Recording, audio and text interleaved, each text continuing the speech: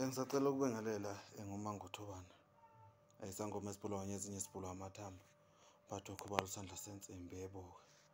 La ngizokhombisana amabhodlela. Yabona amabhodlela la.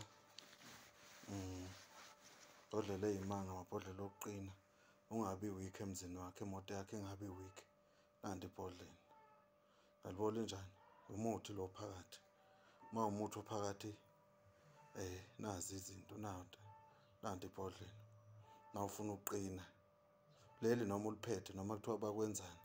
Noma kuthiwa abathakathi beze ngani. Ubuke lana ukuthi ngilenze njani. Ngiyabona na unosipophi lo unosidoli lo.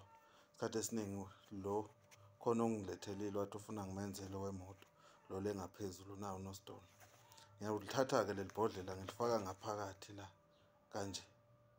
La ukhohle ukuthi khona into eyongena la. Ukhona umoya omubi noma abathakathi noma umuntu ongakufuni akahlali la khona leli bhodlela. Abanye umuntu ulifihle endlini yakhe leli bhodlela. Awuhambi nalo leli akusi security awutendi nalo.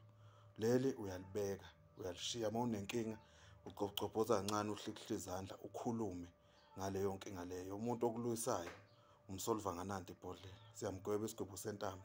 Somdilikaji wabo abathakathi nanti ibhodlela. Olufunayo akangixhume ngangithinta. Nawe kube nesithunzi nani hamba kanje. Lokhu uyizela nakho lokhu unodoli lo wabantu lo. Khona abantu ababalethile bathi angibenzele abanamatekisi.